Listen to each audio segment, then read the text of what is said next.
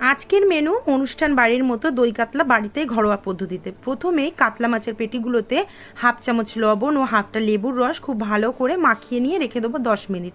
তারপরে এখানে বেটে নিয়েছি আদা, রসুন, কাজু বাদাম, আর নিয়েছি কাঁচা লঙ্কা আর পেঁয়াজ। এখানে বাটা মশলাগুলো রয়েছে। মাছটাকে তেল গরম করে এক এক করে ভেজে নেবো, একদম কিন্তু হালকা করে ভাজতে হবে, পুরো একদম কড়া করা যাবে না। মাছ ভেজে তুলে নিয়ে ওই তেলের মধ্যেই গোটা গরম মশলা ফোড়ন দিয়ে এলাচ, লবঙ্গ, দারচিনি দিয়ে দেবো পেঁয়াজ বাটা হালকা নাড়াচাড়া করে যখন একটু ভাজা গন্ধ আসবে তখন একে একে দিয়ে দেবো রসুন বাটা, আদা বাটা, কাঁচা লঙ্কা বাটা, হাফ চামচ লবণ। এবার দইটাকে ফেটিয়ে মশলার মধ্যে দিয়ে কাজু বাদাম বাটাও দিয়ে দেবো একই সাথে, দিয়ে খুব ভালো করে মশলাটা ঢাকা দিয়ে লো টু মিডিয়াম ফ্লেমে কষে নেব। যখন মশলা থেকে তেল ছেড়ে যাবে উপর থেকে দিয়ে দেবো পরিমাণ মতো চিনিটা দিয়ে জল দিয়ে যখন ঝোলটা ফুটে উঠবে দিয়ে দেবো ভেজে রাখা মাছের গায়ে যখন মশলাটা মজে আসবে তখন নামিয়ে গরম গরম ভাতের সাথে সার্ভ করবো। টাটা।